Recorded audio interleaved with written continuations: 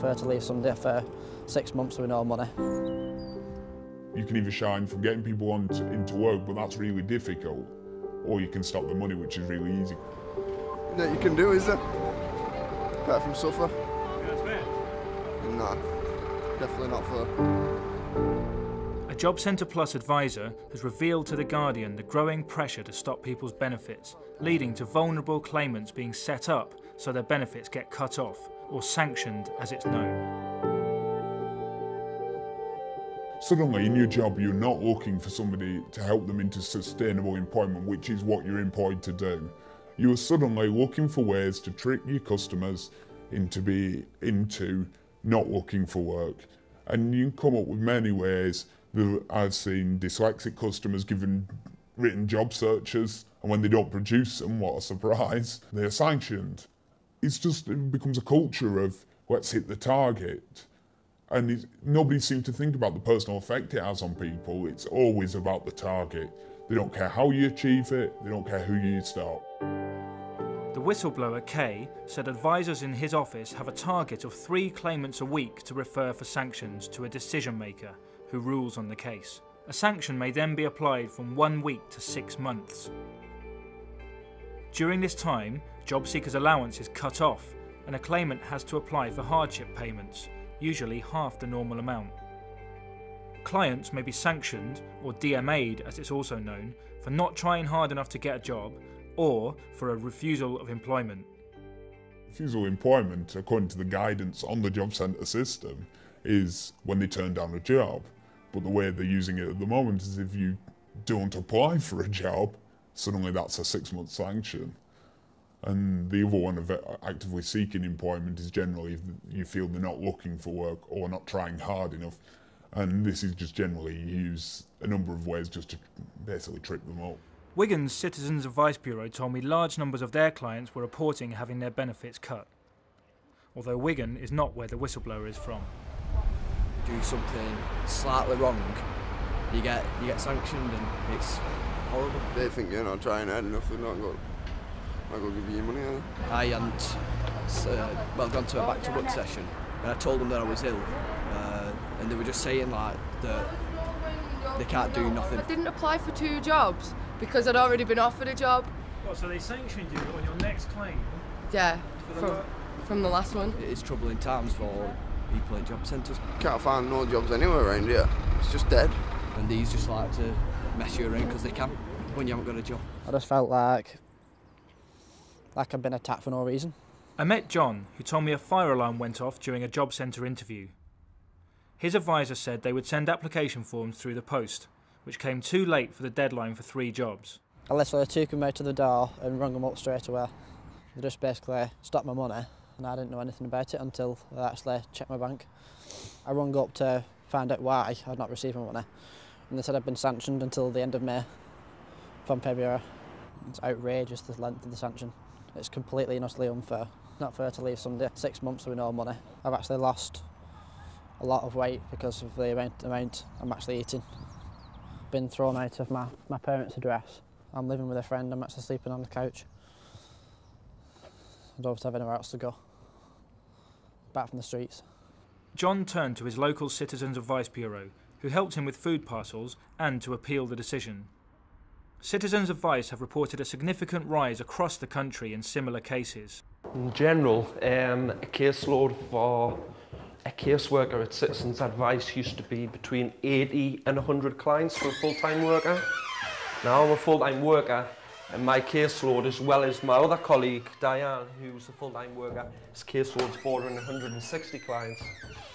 Andy Robertson spent 8 years working at a job centre before joining Citizens Advice. This is today's post that's just come in for one day, which is all linked with the cases. So in this one being medical evidence, come back from a consultant which needs review to see if it'll help with the client's grounds for appeal. With sanctions, what's happening at the moment is possibly the worst thing I've ever seen with regards to practice from the Department of Work and Pensions.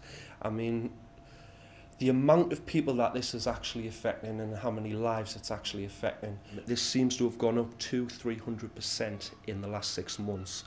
and clients seem to be getting sanctioned on the job seekers allowance now for next to nothing. It's been the biggest fundamental change I've seen in working in benefits in the last 12 years, and an increased workload and increased distress of clients and advisors who more seem like robots as opposed to being human beings. Kay says this is because of the target culture, which leads to competition between colleagues and offices. Well, my particular team has a board that has what DMA you've done each week and how you're doing against the other people on your team. And then they look at office versus office. And then it goes to area versus area. And it just all seems to be, let's try and move up these tables that mean nothing, really, in the sense of actually improving the situation of unemployment in Britain. It's just done mainly almost quite vindictively, and we don't even save real money. The Department for Work and Pensions denies that they give targets to job centres or to regional offices. But national statistics show a significant rise in the numbers of people being sanctioned in the last year.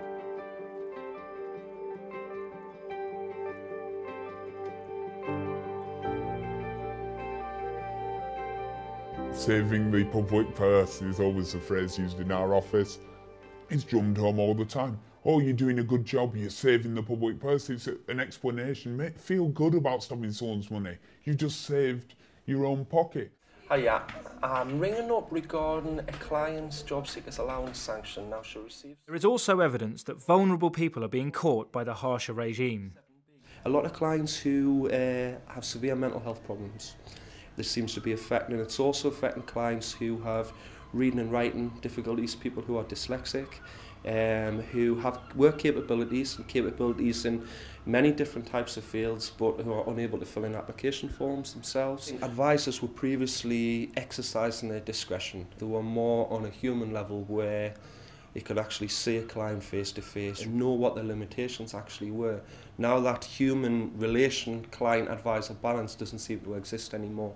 Now it's more so that, right, if you don't apply for the job, you are getting sanctioned. Oh, it totally gets the wrong people. It leads, but it's the target that leads you to this. It leads you to setting up those who are easy, those who aren't going to kick off with you, those who really don't understand what's going on, those who, quite honestly, are just completely, to be honest with you, gullible to the person who's helping them when really they're looking to set them up. Young often fall into it because they just haven't been there long enough. The uneducated are generally another major target. While they may not be a person with a disability, they have seriously low educational standards and it's easy to exploit them. And you very rarely see the hardcore ever taken because they know all the forms, they know it better than most of staff, the system. Some people think that you've got to be strict on benefits because there are people that are work shy and won't apply. Do you think that applies to you? I'd actually do anything to get off the door because it's horrible. It seems completely like they're just targeting people that are actually looking for work. What's it done for your kind of job searching situation? Completely hindered it because it's actually left me in a state of depression. I've lost weight, I'm tired. You know, if you fall on hard times, this is supposed to be the place where you go for help, where somebody gives you some guidance. Most people hate the target.